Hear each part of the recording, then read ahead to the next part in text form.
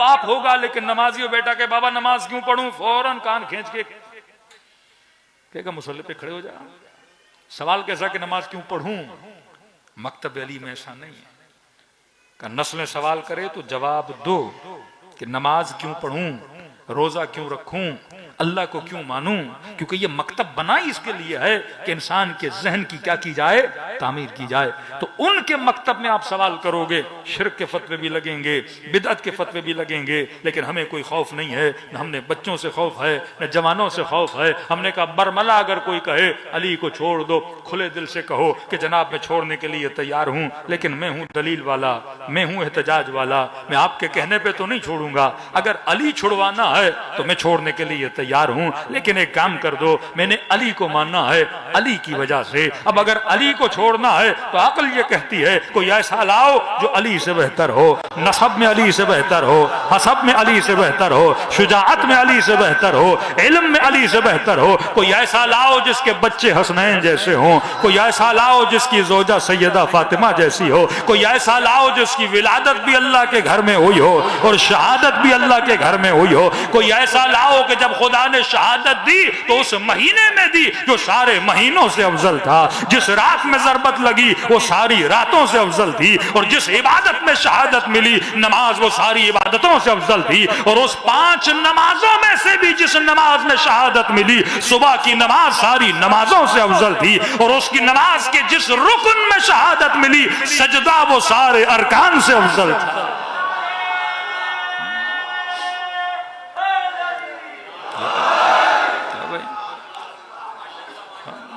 हमने कह दिया अब जाओ जनाब ढूंढ के लाओ, हम भी बैठे हैं यहां पे, खुली छूट दीजिए, 1 साल दे रहे हैं ढूंढ के लाओ, लाए तो हम मान लेंगे। 5 साल देते हैं ढूंढ के लाओ, 70 साल जिंदगी दी अल्लाह ने, ढूंढ के लाओ। न तुम्हारे मुफ्ती ढूंढ सके, न तुम्हारे मौलवी ढूंढ सके। हाँ, और जब ढूंढने निकलेगा इसका बेटा सर चकराएगा उसका, और ढूंढ ढूंढ के उसे बाबे मदीनतुल इल्म के अलावा कोई मिलेगा नहीं। फिर आता है हमारी मजलिस में और कहता है मैं उसे छोड़ के अली की विलायत का कलमा पढ़ने के लिए आया। हाँ?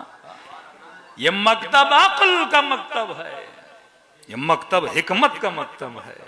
इस मकतब में चाशनी इसीलिए है क्योंकि यहाँ फितरत की बात की जाती है, और खुदा न खास्ता यहाँ पे कुछ गौर लोग फितरत से हट के बात करेंगे वो मकतब के चेहरे को बिगाड़ेंगे। तो वेस्टर्न वर्ल्ड में लोगों ने दीन को क्यों छोड़ा? क्योंकि दीन जब गैर फितरी बन जाता है तो नस्लें दीन को छोड़ना शुरू कर देती हैं। प्रोटेस्टेंट निकले, दीन के खिलाफ प्रोटेस्ट किया, और एक नारा निकला यूरोप में। नारा यह था कि दीन उम्मतों के लिए अफीम है। क्या है? अफीम। अफीम नशा। तो भैया अफीम नशा है, और ऐसा नशा है कि ये नशा ही सबको मार देता है। कैथोलिक है प्रोटेस्टेंट को मार रहा है, प्रोटेस्टेंट है कैथोलिक को मार रहा है। तो कहा कि अगर सोसाइटी को बचाना चाहते हो अफीम से जान छुड़वा। अफीम से जान छूटेगी तो सोसाइटी क्या करेगी? तरक्की करेगी।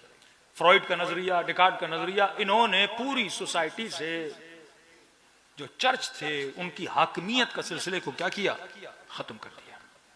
एक ऐसी हुकूमतें कायम की जो गैर दीनी हुकूमतें थी, और यह हकीकत है कि जब उम्मतों से दीन को खत्म किया तो पूरे वेस्टर्न वर्ल्ड ने तरक्की करना शुरू कर दी। झगड़ा ही खत्म हो गया कि जनाब ये शिया है इसका खाना ना खाओ, ये सुन्नी है इसका खाना ना खाओ, ये फला मकतब वाला बेटी न दो, ये फला मकतब वाला हाथ ना मिलाओ। अब ये सारे झगड़े क्या हो गए? खत्म हो गए। कब इंसानी मुआशरे को कायम करने के लिए क्या किया जाए? का इंसानी मुआशरे को कायम करने के लिए बुनियाद बनाओ अखलाक को, एथिक्स, कि कोई बंदा गैर अखलाकी काम नहीं करेगा। झूठ बुरी बात है, चोरी बुरी बात है, किसी का हक गसब करना बुरी बात है। अब जितने कवानीन बनाए, तौरात खत्म, इंजील खत्म, बाइबल खत्म, कवानीन मदनी बने हैं।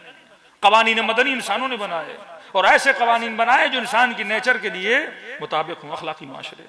क्या आप मुस्लिम माशरों में जाते हो झूठ बहुत नजर आता है, वेस्टर्न सोसाइटी में जाते हो झूठ नजर नहीं आता, क्योंकि माशरा क्या है? अखलाकी माशरा। यहां पे शायद जिना को बुरा माना जाए, शराब को बुरा माना जाए, पर झूठ को बुरा नहीं माना जाए, क्योंकि मजहबी मुआशरा तो था बट एथिकल मुआशरा नहीं है। वो एथिकल मुआशरा तो बना पर उसने मजहब को क्या कर दिया, छोड़ दिया। अब आते हैं अपने मुआशरों में, तरक्की कर गए क्योंकि उन्होंने दीन को माइनस किया, क्योंकि दीन लोगों के दिलों में नफरतों को पैदा कर रहा था। सेक्ट इतने बन गए, मुफ्तियों ने फतरे इतने दे दिए कि कोई किसी से हाथ मिलाने के तैयार नहीं, कोई किसी को देखने के लिए तैयार नहीं, कोई किसी की महफिल में जाने के लिए तैयार नहीं। तो लोग यूनाइट किस तरह से होते? या तो एक मजहब होता, एक मकतब होता तो लोग यूनाइट होते। तभी कहा कि अली की विलायत नेमत है, दीन कंप्लीट होता है अली की विलायत से। अगर रसूल के बाद अली पर उम्मत जमा हो जाती, आज उम्मत में ये बदबख्तियां न होती। अगर रसूल के बाद उम्मत अली पे जमा हो जाती, करबला में कभी हुसैन के सर पे छुरी न चलती। अगर उम्मत अली पे जमा हो जाती, आज न ये तालिब, आज न ये दाएश, आज न शिया सुन्नी, कोई झगड़ा न होता। उम्मत एक वाहिद विलायत के नीचे जमा होती। फसाद उम्मत में बपा हुआ क्योंकि अमीरुल मोमिनीन की विलायत का क्या किया गया, इनकार किया गया। निजाम में विलायत वहदत का निजाम है, अल्लाह एक, उसके बाद अगर कोई रसूल है, पूरी उम्मत पे हाकिमियत एक ही रसूल की, और रसूल जब दुनिया से जाएगा तो निजाम विलायत एक निजाम के पीछे। अब जब उस निजाम को उम्मत ने नहीं लिया, हमारा हाल भी वही है जो वेस्टर्न वर्ल्ड का था। मुस्लिम सोसाइटी कभी तरक्की नहीं कर सकती। आपको वो मुस्लिम मुल्क तरक्की में नजर आएगा जो सेक्युलर होगा। तुर्की है, सेक्युलर है। मलेशिया चले जाएं तो सेक्युलर हैं, मुस्लिम रहते हैं पर निजाम क्या है, सेक्युलर निजाम है। वहां पे लोग नमाज पढ़ेंगे लेकिन उनको ज्यादा दीन और मकतब का पता नहीं है। ये सब सबब था दूरी विलायत अमीरुल मोमिनीन का सबब। आज हमारी सोसाइटी वही है। आज दीन वाकई नशा है हमारी सोसाइटियों में। आज कोई जवान नहीं पूछता अपने मुफ्ती से, जरूरत नहीं पूछने की। जो पूछते हैं कराची में उन मुफ्तियों को मारा जाता है, जो पूछते हैं उन पे कभी तौहीन मजहब, कभी मुख्तलिफ पर्चे निकाल के जेलों में डाला जाता है। आज आप अपने सिस्टम पर भी एतराज करें, आपको जेल में डाल दिया जाएगा, कत्ल कर दिया जाता है, लोग उठा दिए जाते हैं, क्योंकि निजाम निजाम अक्ल नहीं है, निजाम निजाम शिद्दत का निजाम है। इस निजाम में कभी भी न नस्लें तरक्की करती न उम्मतें। अब इस सारे अंधेरे में खुदा ने आपको एक चिराग दिया, मजलिस हुसैन के नाम का चिराग, जिक्र हुसैन के नाम का चिराग। एक तरफ मीडिया, सोशल मीडिया, हाकिम, मौलवी, मुफ्ती सब जहनों को क्या कर रहे हैं, या नफरत पैदा कर रहे हैं, या लोगों को आपस में लड़ा रहे हैं, या मीडिया के जरिए कभी शहवत के अटैक्स हो रहे हैं, कभी नामूसी अटैक हो रहे हैं, कभी गैरत को खत्म किया जा रहा है। अब इस पूरे तलातुम में क्यों फरमा इन्नल हुसैन मिसबाहुल हुदा व सफीनतुन नजात, कहा ये कश्ती, कश्ती जब दरिया में चलती है तो तलातुम है, मौत है। ये मौजें इंसान को ले जाएं और उसके जिस्म को उन मछलियों के हवाले कर दें।